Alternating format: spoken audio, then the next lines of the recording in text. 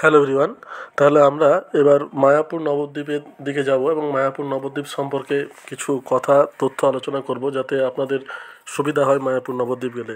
তো মায়াপুর নবদ্বীপ চারটে জিনিসের জন্য বিখ্যাত। একটা হচ্ছে চৈতন্য মহাপ্রভুর জন্মস্থান, আর 2 নম্বর হচ্ছে এটা প্রাচ্যের অক্সফোর্ড, প্রাচীন বাংলার রাজধানী। 3 নম্বর হচ্ছে লাল ক্ষীর দই। 3 নম্বর হচ্ছে তাঁতের শাড়ি। ঠিক আছে, অনেকে কি করে মায়াপুর ঘুরে চলে যান, কিন্তু নদিয়াকে বিশ্ব চেনে মহাপ্রভুর জন্মস্থান হিসাবে। মহাপ্রভুর জন্মের আগে নবদ্বীপ ছিল বাংলার রাজধানী। আর আমরা দেখুন এই ভোরবেলাতে এখানে যে চন্দ্রোদয় মন্দির আছে সেখানে আরতি দেখতে এসেছি। তো রাত্রে পৌঁছানোর পর ভোরবেলাতে কিন্তু এখানে অবশ্যই এই চন্দ্রোদয় মন্দিরে আরতিটা দেখতে আসবেন। আর শিক্ষা বিজ্ঞান এবং সংস্কৃতি এবং স্বাস্থ্যচর্চা এখানে কিন্তু যথেষ্ট হতো। 1202 সালে লক্ষণ সেনকে পরাজিত করে মুক্তিয়ার খিলজি নবদ্বীপ জয় করেন, এবং তিনি বর্তমানে যেটা মায়াপুর নামে আমরা যেটাকে চিনছি, এটা মিয়াপুর ছিল, এবং সেটাকে কিন্তু মায়াপুর করেন। তার ইতিহাস আমি বলবো। তো দেখুন, আরতিতে এলে এখানে মোবাইল এবং জুতো জমা রাখতে হয়। তো আমিও এখানে মোবাইল এবং জুতো জমা রাখার পর এই যে একটা ইসকনের কুপন দিয়ে দেওয়া হলো, এই কুপনটা আপনাকে দিয়ে দেওয়া হবে। ভোর 4টের সময় আরতি শুরু হয়, আবার সন্ধ্যার দিকে 6:30টার দিকে হয়। তো যাই হোক, ভোর 4টেতে দেখুন এই চন্দ্রোদয় মন্দিরের এখানে, এটা ইসকনের একটা মন্দির, এবং এখানে একটা বড় মন্দিরও হচ্ছে, যেটা হিন্দু ধর্মের সবথেকে বড় মন্দির। তো এই চন্দ্রোদয় মন্দিরে এখানে আসবেন, এখানে অনেক কিছুই দেখার আছে।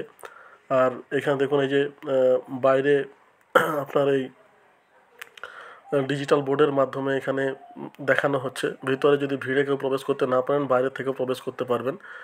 তো মায়াপুর নবদ্বীপ এলে এই ভোর 4টের সময় এই যে ইস্কনের এই যে মন্দির, চন্দ্রোদয় মন্দির, এখানকার যে আরতিটা, এটা মিস করবেন না। এটা দেখবেন, ভালো লাগবে আপনাদের। ভোর 4টেয় হয় আর সন্ধ্যা 6টার দিকে হয়। আর এখানে এই যে জায়গাগুলো আছে, এই জায়গাগুলো পায়ে হেঁটে যতটা পারবেন পরিভ্রমণ করে নেবেন। এই জায়গাগুলোর মধ্যে যেগুলো দেখার আছে সেগুলো হচ্ছে, একটা হচ্ছে গোশালা। ঠিক আছে, গোশালাটা সোজা গেলে দেখতে পাবেন পুষ্প সমাধি মন্দির, হ্যাঁ, ডিজিটাল তারা মন্দির। এই কয়েকটা জায়গা আপনারা এই ইসকন ক্যাম্পাসের ভিতরেই কিন্তু দেখে নিতে পারবেন। ঠিক আছে, এবার দেখুন আমি আপনাদের সঙ্গে আলোচনা করি কীভাবে এখানে আসবেন। তো আসার যেটা ইতিহাস, সেটা হচ্ছে দেখুন, নবদ্বীপ জয় করেন মুক্তিয়ার খিলজি। এরূপ বিপর্যয়ের সময় যখন হিন্দু ধর্মের অবস্থা আশঙ্কাজনক, তখন আবির্ভাব ঘটল গৌরাঙ্গ মহাপ্রভুর। ঠিক আছে, মহাপ্রভু সন্ন্যাস জীবনের পূর্বের শিক্ষা, সংস্কৃতি এবং চর্চার পীঠস্থান হচ্ছে এই আপনার এই মায়াপুর নবদ্বীপ। আর এই যে মন্দিরটা আপনাদের দেখাচ্ছি, এই মন্দিরটা, এই যে বাঁ সাইডে এই যে সবুজ মাথার যে মন্দিরটা দেখতে পাচ্ছেন, এটা হচ্ছে বিশ্বের সবথেকে বড় হিন্দু মন্দির, এবং এটা আপনার 2026-এ আপনার কমপ্লিট হবে। এখনও পর্যন্ত আন্ডার কনস্ট্রাকশন। ঠিক আছে, আমরা তার পাশে চন্দ্রোদয় মন্দির দিয়ে ঢুকেছি, এবং এখানে আপনার ওই আরতি দেখার পরে এখানে এসেছি। যেমন গৌরাঙ্গ কুটির এই যেটা আছে ভিতরে দেখুন, এখানে 100 টাকার বিনিময়ে প্রতিদিন 100 টাকার বিনিময়ে এখানে থাকার ব্যবস্থা কিন্তু আছে মন্দিরের ভিতরে। তো যাই হোক, এটাও সুবিধা আপনারা নিতে পারেন। এই চন্দ্রোদয় মন্দিরের ভিতরে ঢুকেই আপনাদেরকে এটা করতে হবে। তো দেখুন, আমরা গোশালাতে চলে এসেছি। এই গোশালা ভিতরে ঢুকে দেখার পরে আমরা পরবর্তী যেগুলো আছে, পুষ্প সমাধি মন্দির, ডিজিটাল তারা মন্দির, এগুলো প্রথমেই ভোরবেলাতে ঘুরে ঘুরে দেখে নেবো ইসকনের মন্দিরে।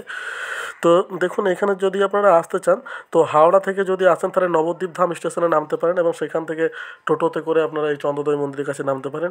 আর যদি শিয়ালদা থেকে আসেন তাহলে কৃষ্ণনগর স্টেশনে আসতে হবে, এবং সেখান থেকে আপনারা এখানে আসতে পারেন। তো যাই হোক, মায়াপুর কিন্তু ওয়েল কানেক্টেড। আপনি ট্রেনে আসুন, বাসে আসুন, তারপর যাতে আসুন, আপনাকে কিন্তু এই মায়াপুরে আসতে হবে। দেখুন, গোশালার ভিতরে চিত্র দেখতে পাচ্ছেন, গরুগুলো আছে।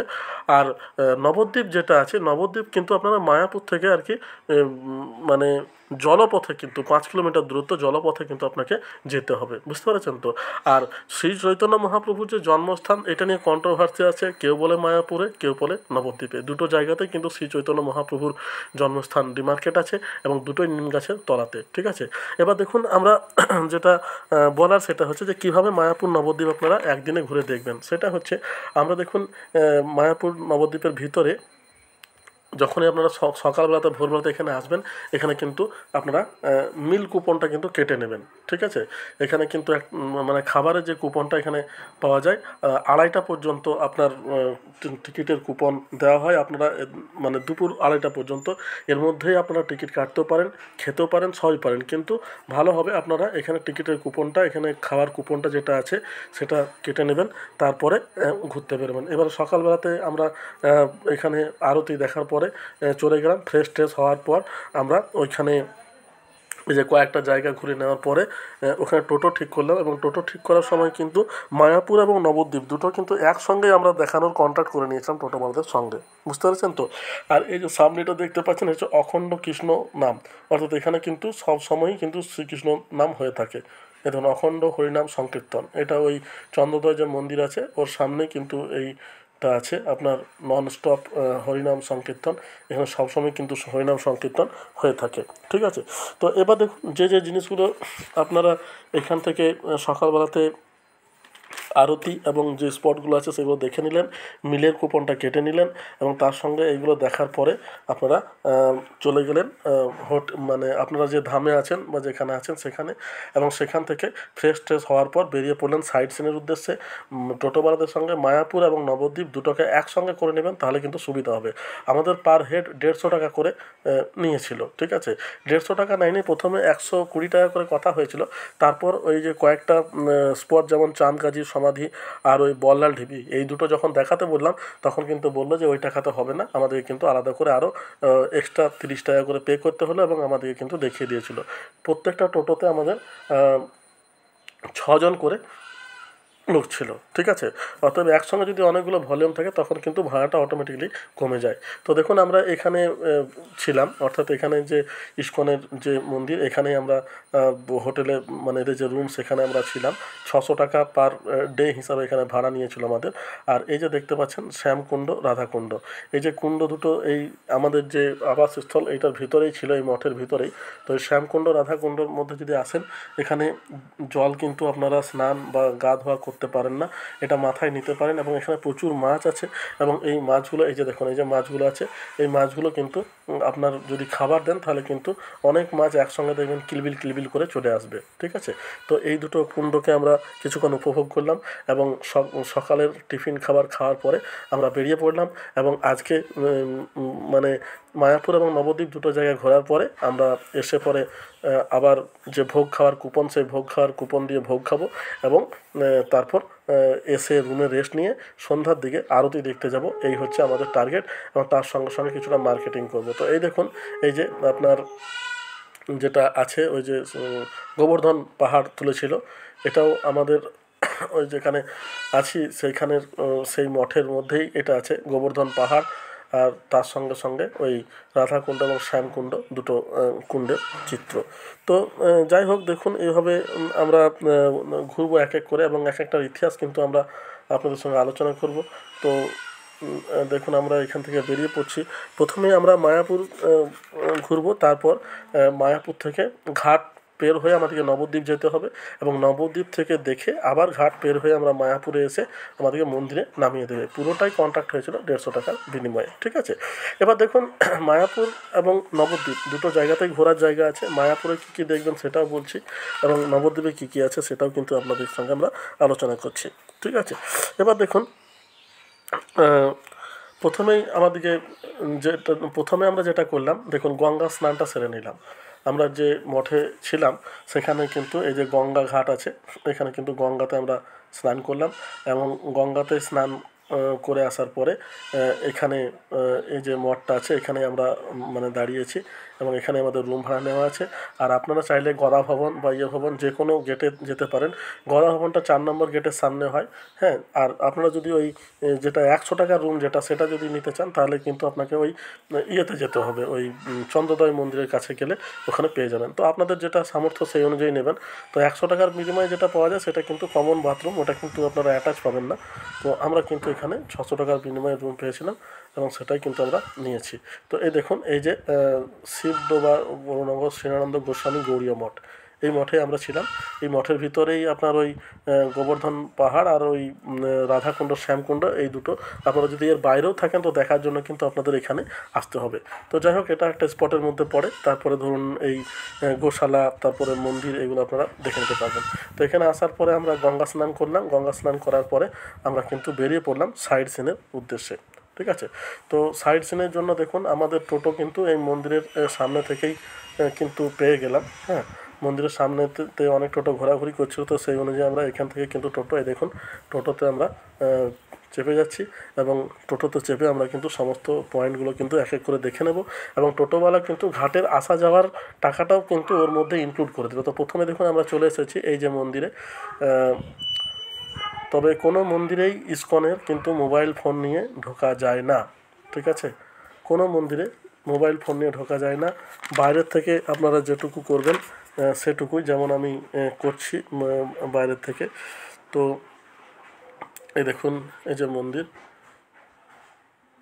এটা হচ্ছে আপনার শ্রী ভক্তি বিনোদ স্মৃতি মন্দির, দেখতে পাচ্ছেন। এই ভক্তি বিনোদ হচ্ছেন মায়াপুরের প্রকৃত প্রতিষ্ঠাতা। ঠিক আছে, 1880 সালে উনি এগুলো মানে প্রতিষ্ঠা করেন। এবং এই যে নিম গাছ দেখছেন, এটা হচ্ছে আপনার ওই ভক্তি বিনোদের ওই কাছাকাছি নিম গাছটা হচ্ছে আপনার শ্রী চৈতন্য মহাপ্রভুর জন্মস্থান। ঠিক আছে, এবং ভক্তি বিনোদ ঠাকুরের যে ইয়েটা আছে তার পাশে একটা স্কুলও আছে, আপনারা স্কুলটা দেখতে পারবেন। মিয়াপুর নামে পরিচিত ছিল মায়াপুরটা।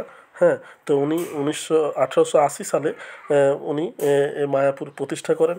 এবং উনি বিদ্যাসাগরের ছাত্র ছিলেন, কেশবচন্দ্র সেন এবং সত্যেন্দ্রনাথের সঙ্গে হিন্দু কলেজে উনি সহপাঠী হিসাবে ইয়ে করেন। ঠিক আছে, আর ইস্কন, এই দেখুন ভক্তিবিনোদ ঠাকুরের এই যে ইয়েটা দেখুন, ইনি হচ্ছেন মায়াপুরের প্রকৃত প্রতিষ্ঠাতা। 1971 সালে, তারও প্রায় 100 বছর পরে ইস্কন জমি কেনে। এবং ইস্কনের প্রতিষ্ঠাতা হচ্ছে আপনার এই দেখুন ভক্তিবিনোদ ঠাকুরের মূর্তি, এবং এর পাশে এর নামে কিন্তু একটা স্কুলও আছে। আর ইস্কনের প্রতিষ্ঠাতা হচ্ছে তোমার প্রভুপাদ। ঠিক আছে, প্রভুপাদের সমাধিও আপনারা এখানে দেখতে পাবেন। তো যাই হোক, এই হচ্ছে ভক্তি বিনোদ ঠাকুর। এবং এই যে স্কুলটার কথা বলছিলাম, এই দেখুন স্কুলটা। ঠিক আছে, ভক্তি বিনোদ ঠাকুরের নামে স্কুল। এই ভক্তি বিনোদের ঠাকুরের বাড়ি হচ্ছে আপনার ওই জলঙ্গি নদীর ওই পারে সুরভিকুঞ্জে। ঠিক আছে, মন্দিরের পাশে একটি স্কুল আছে। এবং তো যাই হোক, সুরভিকুঞ্জে তো আপনারা যখনই যাবেন তখন দেখবেন যে দুটো নদীর মিলনস্থল যেখানে দেখানো হবে, যখন নবদ্বীপে যাব তখন ওই নদীর ওই পারে সুরভিকুঞ্জে হচ্ছে ভক্তিবিনোদ ঠাকুরের জন্মস্থান। তো যাই হোক, দেখুন এক এক করে আমাদেরকে সমস্ত দেখানো হচ্ছে, আমরাও এগুলো দেখলাম। এবং একটার পর একটা মন্দির, এখানে যে মন্দিরগুলো দেখানো হবে তার মধ্যে আছে সরস্বতী গোস্বামীর সমাধি, গদাধর অঙ্গন, শ্রীবাস অঙ্গন, তারপরে মহাপ্রভুর জন্মস্থান, এটা তো আমরা দেখলাম। ঠিক আছে, তারপরে চন্দ্রোদয় মন্দির, তো ওখানে তো আমরা আছি। যাই হোক, এবার দেখুন এই যে একটা কুঞ্জ। ঠিক আছে, এই কুঞ্জতেও তাই, আপনার স্নান করতে পারেন না, মাথায় জল নেবেন।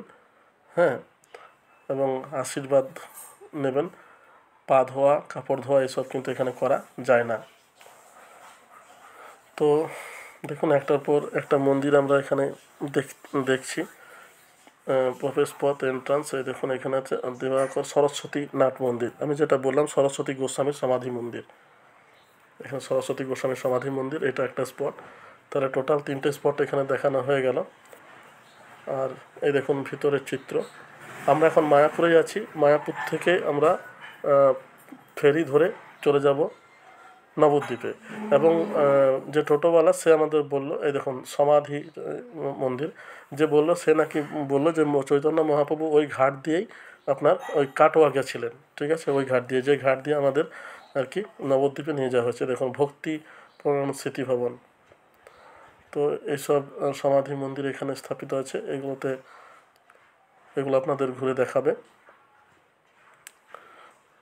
এরপরে দেখুন এই যে কুঞ্জটা আমরা দেখলাম, কুঞ্জটা এর আগেও একবার দেখালাম আপনাদের।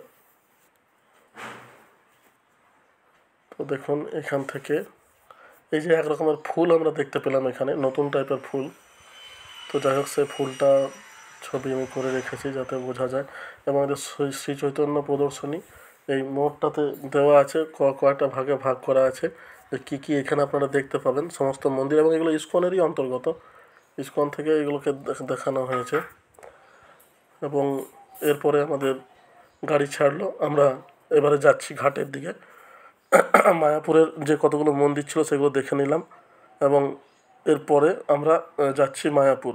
তবে দুটো জায়গা মায়াপুরে আরও দেখতে বাকি আছে, সেটা হচ্ছে চাঁদ গাজীর সমাধি আর আপনার ওই বল্লাল ঢিবি। এই দুটো আমরা ফিরে এসে দেখেছিলাম। তো যাই হোক, এই ঘাট দিয়েই নাকি চৈতন্য মহাপ্রভু কাটোয়ার দিকে চলে গেছিলেন সন্ন্যাস নেওয়ার জন্য। তো আমাদেরকে দেখুন এই ঘাটে নামিয়ে দিল। এই ঘাট থেকে আমরা নৌকা ধরে চলে গেলাম নবদ্বীপের দিকে। এবং নবদ্বীপের দিকেও কিন্তু টোটো আমাদের স্থির ছিল, অর্থাৎ ওখানে কিন্তু কোনো ভাড়া লাগেনি। ওইদিকে যে টোটো ছিল আর এইদিকে যে টোটো ছিল, দুটোর মধ্যে ওরা নিজেরা মিল করে নিল এবং দেখালো যে এইগুলো আমাদের প্যাসেঞ্জার। এবং আমরা যে কজন এই টোটোতে ছিলাম প্রত্যেকেই ওই টোটোতে উঠে গেলাম এবং ওইখান থেকে আমাদেরকে কিন্তু ওই নবদ্বীপটা আমাদেরকে দেখালো। দেখুন, মায়াপুরে কিন্তু ইসকনের প্রভাব আছে, ঠিক আছে, ইসকনের জন্য এখন চিনছে। আর নবদ্বীপে কিন্তু ইসকনের প্রভাব নেই, যার জন্য মায়াপুরের উন্নতি বেশি। নবদ্বীপ কিন্তু সেভাবে উন্নত হয়নি। মায়াপুর যোগাযোগ দিক থেকে উন্নত, কারণ আপনি ট্রেনে আসুন বা বাসে আসুন, আপনাকে মায়াপুরে নামতে হবে। মায়াপুর থেকে আপনাকে এই জলপথে প্রায় 5 কিলোমিটার রাস্তা, এটা দিয়ে আপনাকে নবদ্বীপে পৌঁছাতে হবে। নবদ্বীপ কিন্তু সেভাবে যুক্ত নয়। তো এখানে দেখুন এই যে জলটা আছে, এই জায়গাতেই কিন্তু জলঙ্গি নদী, যেটা পদ্মা থেকে ভাগ হয়ে এসে এই ভাগীরথীর সঙ্গে বা হুগলি নদীর সঙ্গে এসে মিশছে। তো এই যে ওইদিকে জলটা দেখছেন স্থিরভাবে আছে, ওই দূরের জলটা স্থিরভাবে আছে, ওইটা হচ্ছে জলঙ্গি নদী। এই জলঙ্গি নদীর ওই পারে আপনার ওই ভক্তিবিনোদ ঠাকুরের যে বাড়ি, সেটার কথা, সুরভিকুঞ্জ বলে যে জায়গা আছে, সেখানে কিন্তু ভক্তিবিনোদ ঠাকুরের বাড়ি। তো দেখুন, এইটা গেলে পরে আপনি বুঝতে পারবেন যে এখানে দুটো নদী এসে মিলিত হচ্ছে। এখানে ভাগীরথী হুগলি নদীর বেগটা বেশি, অন্যদিকে জলঙ্গি নদীর বেগটা কিন্তু অপেক্ষাকৃত কম। ঠিক আছে, এই দুটো নদীর মিলনস্থল কিন্তু আপনি এখানে পরিষ্কার বুঝতে পারবেন। এবং এই দুটো নদী মিলিত হয়ে কিন্তু নাম হচ্ছে তোমার হুগলি। ঠিক আছে, ভাগীরথী তারপর হচ্ছে হুগলি। এবার দেখুন আমরা পৌঁছে গেছি। এখান থেকে আমরা ঘাটে নামার পরে আবার সেম টোটো ধরলাম এবং নবদ্বীপে যে সমস্ত জায়গাগুলো আছে সেগুলো কিন্তু আমাদেরকে ঘুরে ঘুরে দেখিয়ে দিল টোটোওয়ালা। তো নবদ্বীপে আপনার এই দেখুন, এইখান থেকে মায়াপুর থেকে নবদ্বীপ থেকে মায়াপুরের চিত্রটা দেখতে পাচ্ছি। এই যে মন্দিরটা, এটা সব থেকে বড় মন্দির এখন নির্মাণ হচ্ছে, চন্দ্রদয়ের মন্দির ওখানেই। তো যাই হোক, এবার দেখুন এইখান থেকে টোটো কিন্তু ছাড়ছে আমাদের। এটা এই ঘাট থেকে আমাদের টোটোওয়ালারা সব এখানে দাঁড়িয়েই আছে আমাদের ভাগ করে নেওয়ার জন্য। তো যাই হোক, আমরা আমাদের যতজন ছিলাম ততজন এটাতে উঠলাম এবং এক এক করে সমস্ত প্যাসেঞ্জারদের চাপিয়ে তারা কিন্তু আমাদের নবদ্বীপের ঘাটটা দেখিয়ে নিল। তো আপনারাও যদি পারেন তো মায়াপুর নবদ্বীপ একসঙ্গে করে নেবেন, তাতে আপনাদের সুবিধা হবে। দেখুন প্রথমেই এই যে জায়গাটা এসেছে, এখানে কিন্তু 7 ফুটের গৌরাঙ্গ কিন্তু দেখতে পাওয়া যায়। এটা এইখানে কিন্তু আপনার টিকিট লাগে, এন্ট্রি টিকিট 10 টাকা। এই যে গুহার মধ্যে ঢুকবেন এবং ঢোকার পরে এই বেরোলেই আপনার 7 ফুটের গৌরাঙ্গ দেখতে পাবেন। ঠিক আছে, গৌরাঙ্গ গুহা বলা হয় এটাকে বলছে গৌরাঙ্গ গুহা। হ্যাঁ, এখানে আপনার 7 ফুটের গৌরাঙ্গ, দেখুন এটা দিয়ে যেই বেরোবো আমরা দেখতে পাবো 7 ফুটের গৌরাঙ্গ।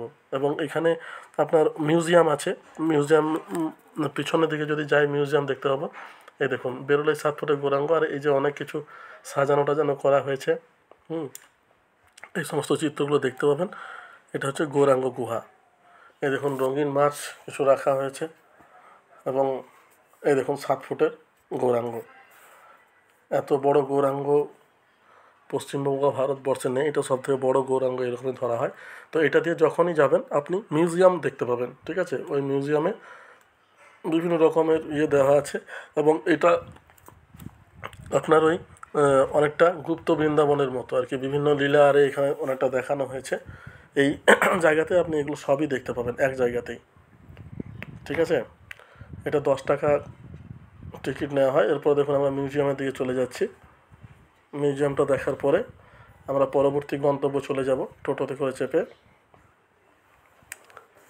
তো দেখুন এখানে অনেক কিছুই দেখার আছে, সময় আপনার থাকলে ভালো করে দেখা হয়, কিন্তু টোটোওয়ালাদের মানে অত্যাচারে না বেশিক্ষণ দাঁড়িয়ে থাকাটা মুশকিল হয়, তারা খ্যাচ খ্যাচ করতে থাকে। তো যাই হোক, আপনারা সেরকমভাবে একটু দেখবেন যেটুকু ভালো হয়। এবার ধরুন আপনি পৌঁছালেন না, বাকি সবাই পৌঁছে গেল, তো সেক্ষেত্রে একটু খারাপ লাগে। আর আপনার একা যদি টোটো করেন তখন প্রাইসটা একটু বেশি পড়ে যায়, এই হচ্ছে সমস্যা। তো আপনারা যেরকমভাবে করবেন সেরকমভাবে ঘুরবেন, এই হচ্ছে কথা। তো দেখুন এগুলো সবই আপনারা দেখতে পাবেন নবদ্বীপে। 7 ফুটের গৌরাঙ্গ হারে ইত্যাদি ইত্যাদি। কিন্তু এইদিকে ইস্কনের কিন্তু কোনো ছোঁয়া নেই, ইস্কন মায়াপুরে আছে। এবার দেখুন এখানে যে মিউজিয়াম করা হয়েছে, এই মিউজিয়ামের ভিতরে বিভিন্ন রকমের স্টেজ, অর্থাৎ মহাপ্রভুর এবং শ্রীকৃষ্ণের বিভিন্ন লীলা ইত্যাদি ইত্যাদি এখানে তুলে ধরা হয়েছে। ঠিক আছে, দেখতে পাচ্ছেন সবই, এই সবই দেখার জিনিস আর কি। মাটির নির্মিত কিছু কিছু পাথরের নির্মিত আর কি কাজ আছে। পাথরের নির্মিত কাজ দেখতে গেলে উড়িষ্যা, যেটা ভুবনেশ্বর বা পুরীতে, আর আমাদের এখানে মাটির কাজই বেশি। তো দেখুন এই মিউজিয়ামটা দেখার পরে আমরা বেরিয়ে পড়লাম পরের গন্তব্য।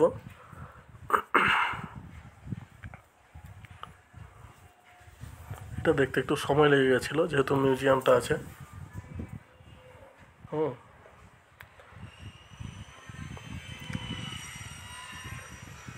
ধীরে ধীরে দেখতে সময় লাগছে।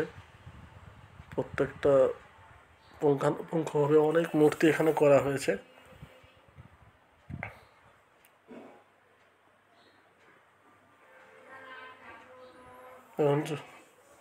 এখানে জগন্নাথ, শ্রীকৃষ্ণের মূর্তি, জগন্নাথ না সরি শ্রীকৃষ্ণের মূর্তি।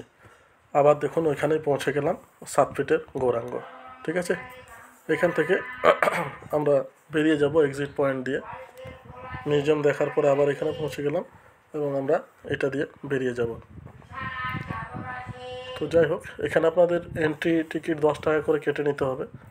ফেরার সময়, ঢোকার সময় টিকিট কাটাটা আমি দেখাতে পারলাম না, কিন্তু টিকিট কাটার সময় আপনার বাচ্চাদেরও টিকিট লাগে এবং ঢোকার সময় প্রত্যেকের হাতে হাতে রাখতে বলে। তো যাই হোক, আমরা দেখুন এটা দিয়ে বেরিয়ে গেলাম এবং বেরোনোর পরে ওই দেখুন এখানে কিছু দেওয়া আছে ভোগের জায়গা, এখানে চাইলে আপনারা ভোগ কিনতে পারেন।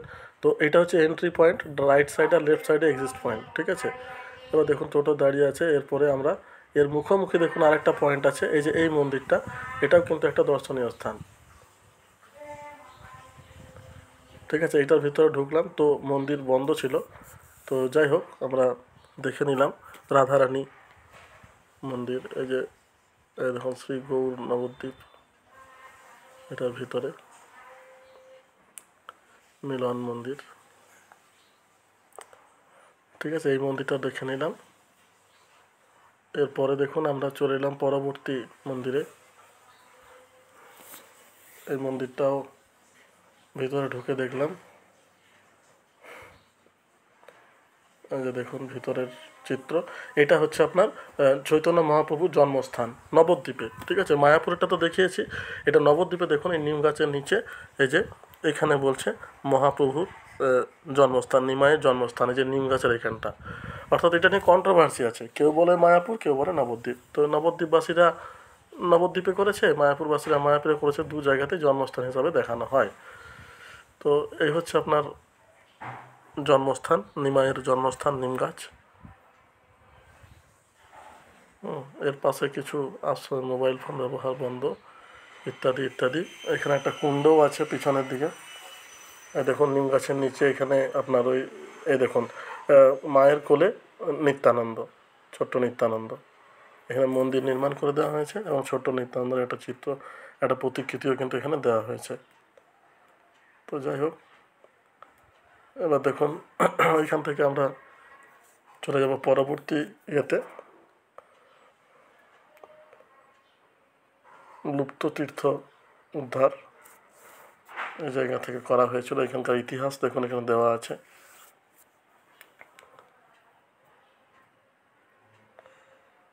মন্দিরগুলো দেখারটাই একটা বিশাল কাজ, এবং এখানে যে পুকুরগুলো আছে প্রত্যেকটা পুকুরই এক একটা কুঞ্জ হিসাবে ব্যবহার করা হয়েছে। এই দেখুন পঞ্চবটী, অর্থাৎ এই যে বন আছে পঞ্চবটী বন হিসাবে এটাকে দেখা হচ্ছে। এবং সব থেকে মজার ব্যাপার হচ্ছে প্রত্যেকটা পুকুরে কিন্তু মাছ যথেষ্ট। আপনি যদি খাবার দিতে পারেন মাছের, তাহলে কিন্তু মাছ কিলবিল কিলবিল করে এসে ভিড় করছে।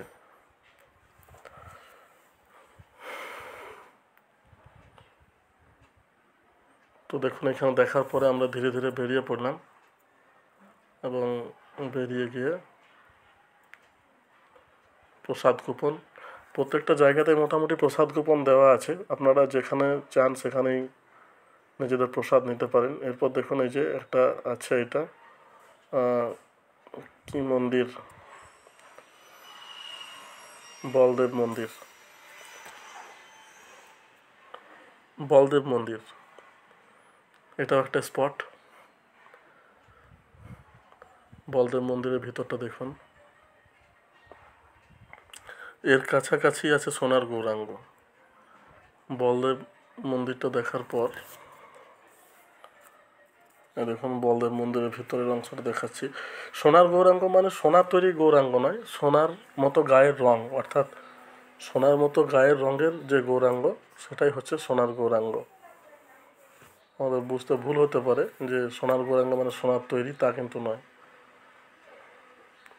দেখুন এই যে এখানে এসেছি, এই যে গোবিন্দবাড়ি, ঠিক আছে, গোবিন্দবাড়ি, এই দুটো কাছাকাছি, ঠিক আছে, বলদেব মন্দির আর গোবিন্দবাড়ি দুটো কিন্তু কাছাকাছি।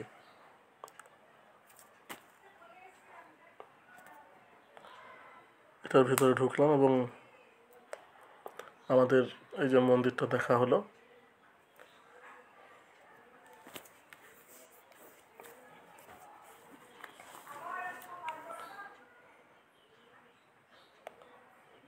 দেখুন এখানে বিভিন্ন রকমের ফলক, বিভিন্ন রকমের ইতিহাস এখানে দেওয়া আছে।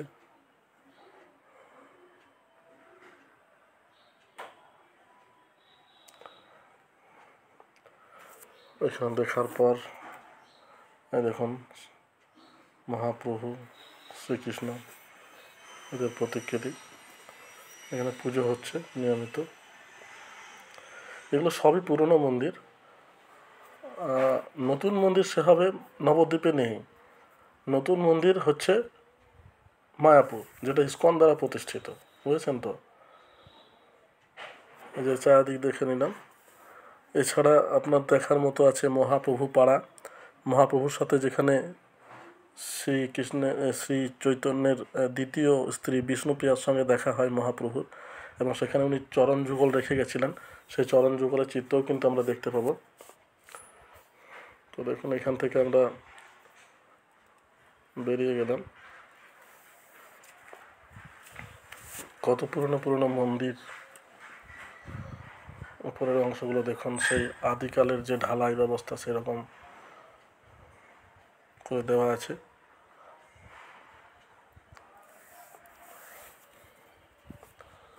এই দেখুন রাধাকৃষ্ণর চিত্র,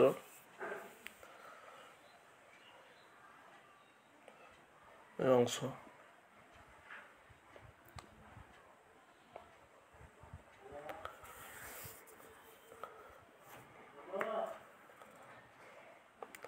এরপরে দেখুন আমরা চলে আসছি পরবর্তী সোনার গৌর, ঠিক আছে, সোনার গৌর এখানেই আছে। সোনার গৌর, যাই হোক আমাদেরকে টোটোতে করে নিয়ে এলো সোনার গৌর, দেখতে পাচ্ছেন। ভেতরে গেলে দেখতে পাবো মন্দিরটার অবস্থা খুবই ভগ্ন, পুরনো মন্দির। তো সোনার গৌরটা দেখানো হলো, তো মোটামুটি আমাদের সবই কমপ্লিট হলো। সোনার গৌর এই যে,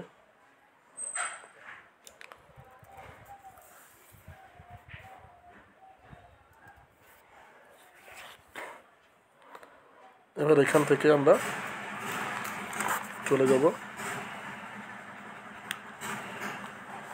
মায়াপুরে, ঠিক আছে।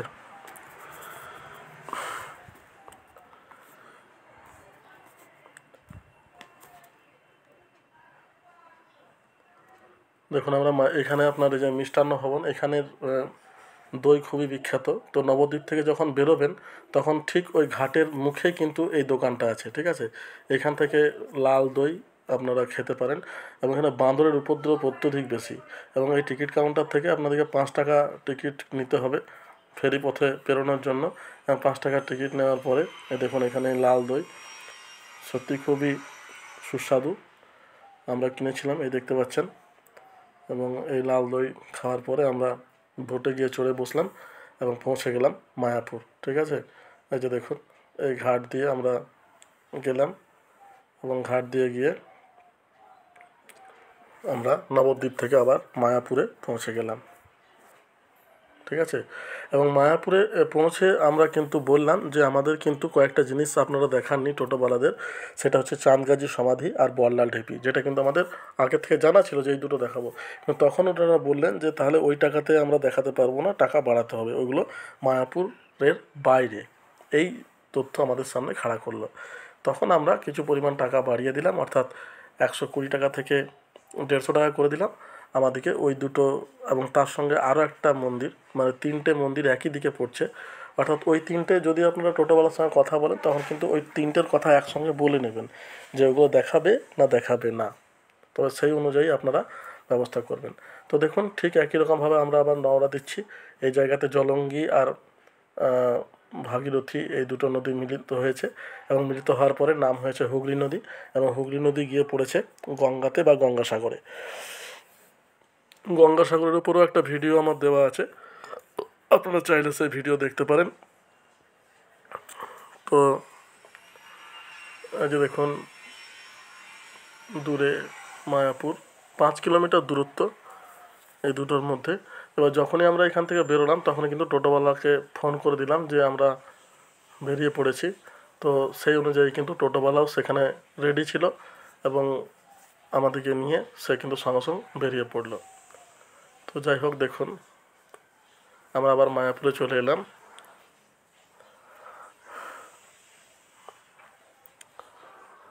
তাহলে আমাদের যে মায়াপুর, এটা কিন্তু ওই মায়াপুরটা আগে মিয়াপুর নামে পরিচিত ছিল। মুক্তিয়ার খিলজি যখন বল্লাল সেনকে পরাজিত করে তখন কিন্তু এটার নাম মায়াপুরের নাম মিয়াপুর করে।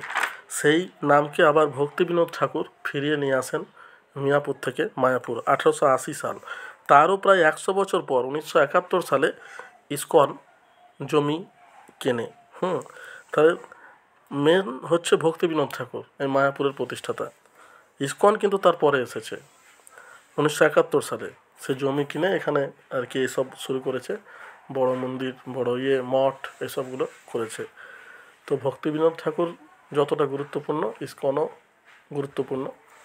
তো যাই হোক দেখুন আমরা ঘাটে চলে এসেছি। এই ঘাট থেকে আমাদেরকে টোটোওয়ালা নিয়ে যাবে। এই দেখুন দুটো নদীর মিলনস্থল বুঝতে পারছেন তো, একটা জল সবুজ আর একটা জল ঘোলা। হ্যাঁ, পরিষ্কার বুঝতে পারছেন, সবুজ যেটা সেটা হচ্ছে জলঙ্গি, আর ঘোলা যেটা এটা হচ্ছে আপনাদের ভাগীরথী, এবং এই দুটো মিলিত হয়ে নাম হচ্ছে হুগলি। জলঙ্গি নদীটা পদ্মা নদীর অংশ, অর্থাৎ গঙ্গা। এই দেখুন এই যে টিকিটটা 5 টাকা করে, নবদ্বীপ মায়াপুর, আপনার যত শুভ হোক, এরকম একটা টিকিট আপনাকে দিয়ে দেওয়া হবে 5 টাকা। ফারাক্কার কাছে গঙ্গাটা দুভাগে ভাগ হচ্ছে, একটা পদ্মা একটা ভাগীরথী। পদ্মা আবার নিচের অংশে আবার ভাগ হয়ে জলঙ্গি নাম নিয়ে আরেকটা আছে চূর্ণী। ঠিক আছে, চূর্ণীটাও সেই একই রকম। তো যাই হোক জলঙ্গি নদীটাকে আমরা এখানে দেখাতে পারলাম। এরপর দেখুন এখানে নেমে যাওয়ার পরে আমরা আবার টোটোতে চেপে বসলাম, এবং টোটোওয়ালাকে বলার পরে টোটোওয়ালা কিন্তু আমাদেরকে আবার দেখাতে নিয়ে গেল চাঁদগাজির সমাধি এবং বল্লাল ঢিপি। তো চাঁদগাজির আর তার সঙ্গে এই মন্দিরটা, আমি বললাম না 3টে মন্দির, তার মধ্যে এই একটা মন্দির। আর বৃষ্টি শুরু হয়ে গেল, এটাই হচ্ছে সমস্যা। দেখতে পাচ্ছেন হঠাৎ করে বৃষ্টি, এবং এত বেশি বৃষ্টি যে আমরা চাঁদগাজির সমাধিতে নামতেই পারলাম না, আর বল্লাল ঢিপিটা ছাতা নিয়ে ঘুরে ঘুরে দেখলাম। ঠিক আছে, তো এই মন্দিরটা আপনার 1টা পর্যন্ত খোলা থাকে। তো 1টার মধ্যে যদি ঢুকতে পারেন তাহলে ভালো।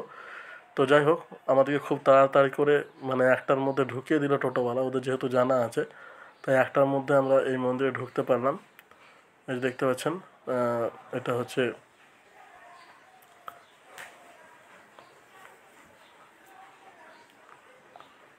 নিত্যানন্দ মহাপ্রভু। বৃষ্টির কারণে আমরা সেভাবে করতে পারলাম না। এবার যদিও আমাদেরকে আপনার যেতে হবে, ওই ভোগ গ্রহণের সময় পৌঁছাতে হবে চন্দ্রোদয় মন্দিরে। তার জন্য আমরা কিন্তু খুব বেশি এখানে ওয়েট করতে পারলাম না, যেটুকু পারলাম দেখলাম, এবং দেখার পরে বেরিয়ে গেলাম পরবর্তী আমাদের গন্তব্য চাঁদগাজির সমাধি এবং বল্লাল ঢিপি দেখার জন্য। বৃষ্টিতে ভিজতে ভিজতে, মানে হঠাৎ করে অত্যধিক বৃষ্টি শুরু হয়ে গেছিলো।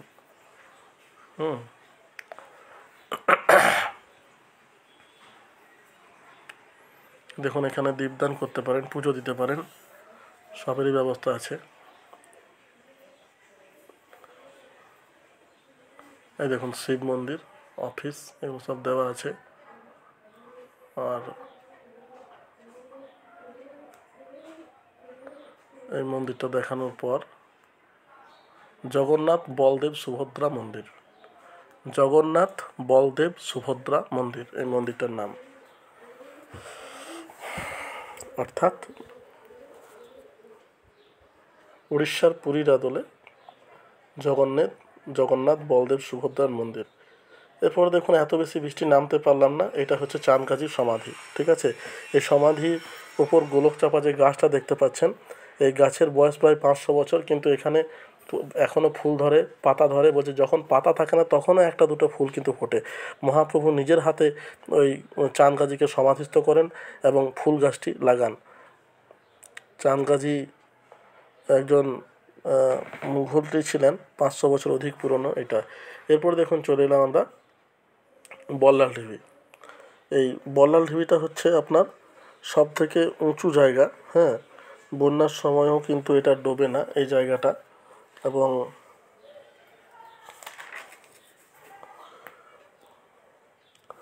বল্লাল ঢিবিটা আমি আপনাদের দেখাই। এটা ভারতের প্রত্নতত্ত্ব বিভাগ এখন এটাকে অধিগ্রহণ করেছে, ঠিক আছে। আপনারা দেখতে থাকুন বল্লাল ঢিবির এখানে ইতিহাসটা পুরো দেখানো হয়েছে।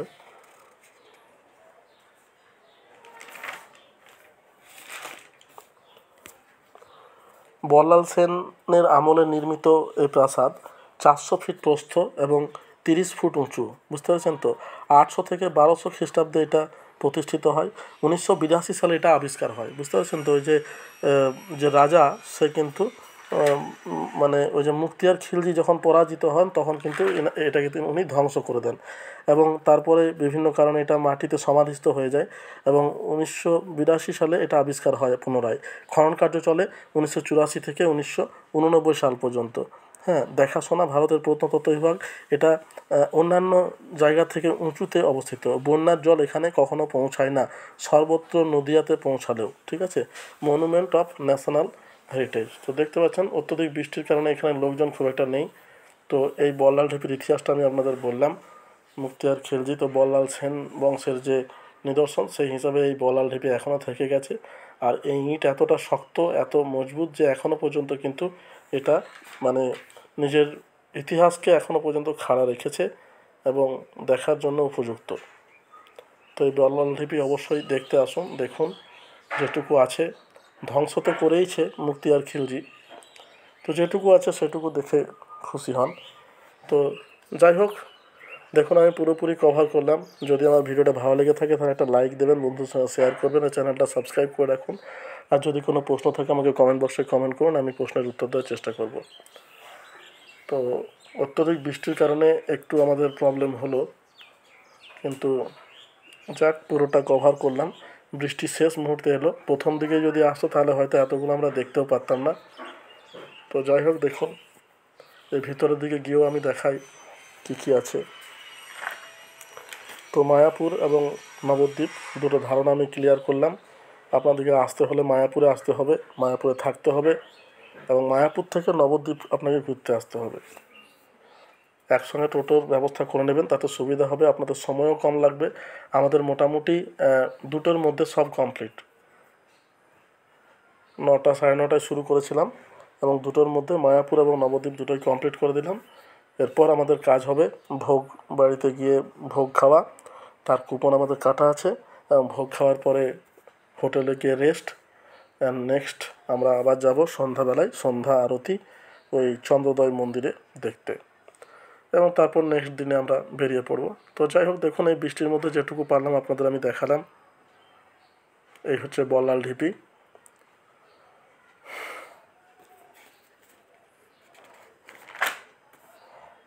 এরপর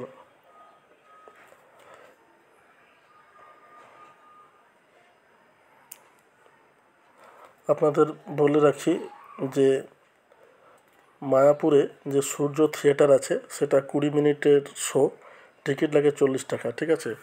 ওই শোটা আপনারা সন্ধ্যার দিকে চাইলেও দেখে নিতে পারেন। যেহেতু ভোরবেলাতে গেছিলাম, ওটা কিন্তু আমাদের দেখা হয়নি। তো সন্ধ্যার দিকে চাইলে কিন্তু আপনারা দেখে নিতে পারেন। তো এই হলো আপনার মল্লাল ঢিপি। তাহলে আমাদের মোটামুটি সবই দেখা হলো। মায়াপুরের মোটামুটি 8 থেকে 9টা এবং নবদ্বীপেরও 10টা পয়েন্ট আমরা দেখলাম। সবই মহাপ্রভুর সঙ্গেই যুক্ত, শ্রী চৈতন্য মহাপ্রভু। এরপর এখান থেকে আমরা ধীরে ধীরে বেরিয়ে পড়লাম।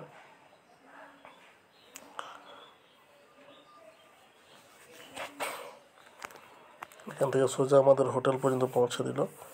কিছু কিছু জায়গা যেমন হরিণ আমরা দেখতে পাইনি, এখানে আপনার এই নবদ্বীপেই আপনার আছে, যেটা আমাদের দেখা হয়নি। তো সেগুলো আপনারা যদি পান তো দেখতে পান তো ভালো। তো যাই হোক, দেখুন আমরা বেরিয়ে পড়লাম। অনেকে তো নামেইনি গাড়ি থেকে, আমরা 1-2 জন নেমেছিলাম এবং যেটুকু পারলাম দেখে চলে এলাম। তাহলে বন্ধুরা, আপনারা এলে এভাবে ঘুরে দেখে নেবেন। এবং দেখুন এই যে ভোগঘর, ভোগঘরে দেখতে পাচ্ছেন একসঙ্গে কতজন মানুষের খাওয়ার বন্দোবস্ত। এভাবেই খাওয়ানো হয়। খাওয়া দাওয়া সত্যিই খুব সুন্দর। 50 টাকা কুপন লেগেছে, 3টে তরকারি, ভাত খাওয়ানো হলো। এবং খুব সুন্দর করে খাওয়া দাওয়া করার পরে আমরা আমাদের হোটেলে ফিরে গেলাম। আর এই দেখুন বাহির পথ, এখানে হাত ধোয়ার জায়গা যথেষ্ট ভালো। হাত ধুয়ে নেওয়ার পরে আমরা আমাদের জার্নি শেষ করলাম এবং পরের দিন আমরা বেরিয়ে যাব। এই দেখুন প্রসাদ কক্ষ, ঠিক আছে, এইটা দিয়ে আমাদেরকে ঢুকতে হয়েছিল। আর এই যে এই জায়গাতে আপনি জুতো রাখতে পারেন, তার পাশেই কিন্তু কুপনের কাউন্টারটা, বুঝতে পেরেছেন। ভোরবেলাতে আমরা এসেছিলাম এখানে। এই সুলভ প্রসাদ কুপন, এই সুলভ প্রসাদ কুপনটাই আপনার 50 টাকা দাম। ওই কুপনটার নামই হচ্ছে সুলভ প্রসাদ কুপন, 50 টাকা। এবং এটা 2:30টা পর্যন্ত আপনি কাটতেও পারেন, খেতেও পারেন। এমনটা নয় যে আপনাকে সকালবেলায় কেটে রাখতে হবে। আপনি 2:30টা পর্যন্ত কেটে খেতে পারেন, এতে কোনো অসুবিধা নেই। তবে এর থেকে বেশি যেগুলো আছে সেগুলো নাকি একটা সময় পরে পাওয়া যায় না, কিন্তু সুলভটা আপনি পাবেন, ঠিক আছে। তো এইটা হচ্ছে আপনার ওই চন্দ্রোদয় মন্দিরের কাছেই।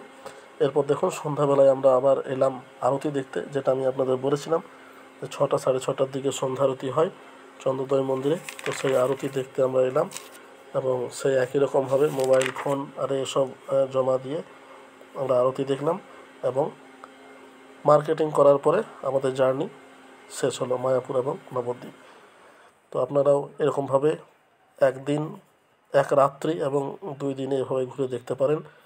দেখুন সন্ধ্যা থেকেও একই রকমভাবে বাইরের স্ক্রিনে এগুলো দেখানো হচ্ছে, এটাকে উপভোগ করুন। এটাও একটা অঙ্গ মায়াপুর নবদ্বীপের। তাই এতদূর পর্যন্তই বন্ধুরা, দেখা হচ্ছে পরের ভিডিওতে। ভালো থেকো, ধন্যবাদ।